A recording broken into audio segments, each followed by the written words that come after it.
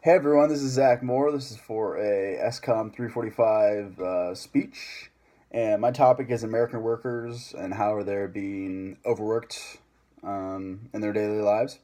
So, I believe that Americans are not able to balance their personal life with their work life, so they're interfering with each other, or they're spending too much time at work or involved around work rather than enjoying time outside of it.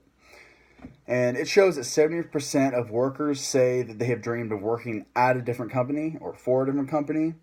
And that's a really big number because you think of how many people are in the workforce and how many people wish they were working for a different company. That's just a huge number striking to me.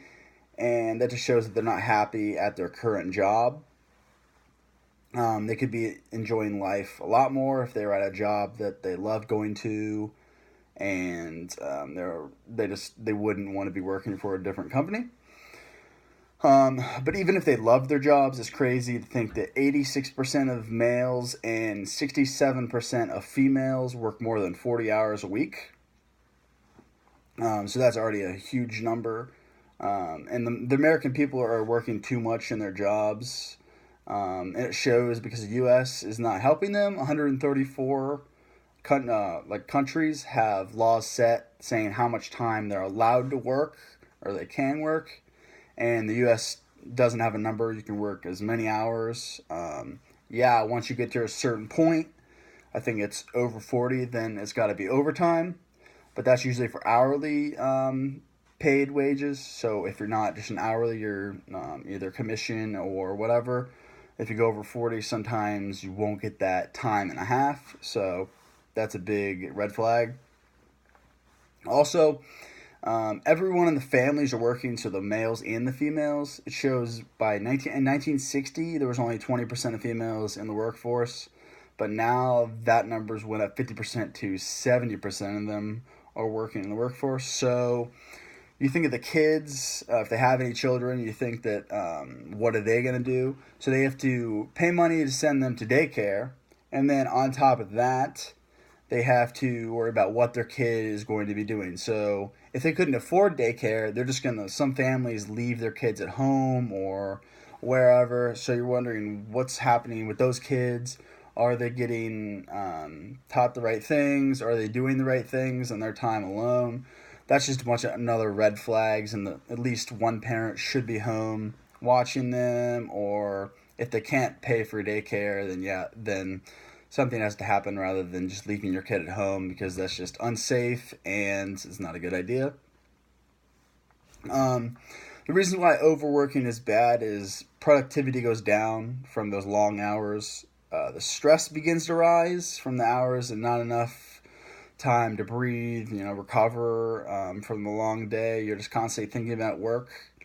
And one thing that's changing over the years is the use of technology. So we're getting into this era of you always have your phone on you. You're always surrounded by technology. You have your computer in your backpack usually, or whatever, your briefcase. You always have some sort of technology at your fingertips, pretty much. So, um, with that technology so close, you always seem like you're at work. So even when you leave the office or wherever, you always have your phone, and they can always call you or send you an email or anything, and they almost expect you to respond when you're not in work because of that technology. That technology is forcing you to always be connected with work and not have that time apart from work. And this can hinder us from our time after work or social time or whatever. It can hinder us from enjoying the time outside of work, because we all need that break from it. But the solution, in my opinion, and from the research that I've done, is employees need to first off manage their time. So they need to communicate effectively with coworkers or whoever's scheduling for them or anything like that. Just communicate effectively to speed up any process or errors. And then they also need to take some breaks frequently to just relax for 1 second, refresh, restart, and then jump back into it. Because if you keep on working and you don't take any breaks, then you're just gonna get all stressed out and go crazy, and your productivity is going to go down. Number two, employees need to set goals in the workplace. So rather than working all day with no target and just stressing yourself out, you want to set a goal, and that should be an attainable goal. So a goal you know you can get to. And at the end of the day, if you go above that goal, that's great. But once you hit that goal, you know some success, or you can mark that off your list or your calendar, whatever you have. That's just a great idea to have goals to reduce any of that stress or anything like that. And then number three is learn how to disconnect after work during your free time. So keep the use of technology that involves work to a minimum. Try to clear your mind, do something active. I like going to the gym personally, just sweating out any of the stress or anything that happened at work. Take your mind off of that and just go work out. Also, if all of that doesn't happen, and you don't manage your time, you don't set goals, you don't know how to disconnect, then in the workplace, all the productivity is going to decrease over time. The stress is just continue to rise, and then life outside work is not going to be as enjoyable.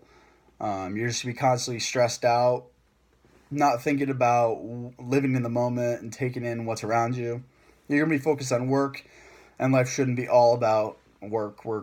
Like, you need to have some free time. You need to be able to enjoy yourself, spend time with family, watch some TV, whatever it is. You can't just be constantly working. We're not robots, and we do need that time for ourselves. So, if this does all happen, then the time at work is going to be way more productive, because you're going to have that break after work. You're going to have that break after work, and you're going to be ready to go right when you get in the office again. And then the stress after work is going to be reduced. You're going to have that free time for yourself. You're going to keep the technology with work low, and everything's just going to be a lot better and less stressful.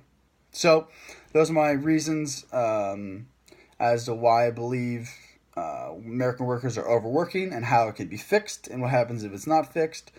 But those are just those three simple steps: managing the time, setting goals, and learning how to disconnect will really help the American workers and try to lower those numbers for just people in the workforce that don't like their job. So thank you.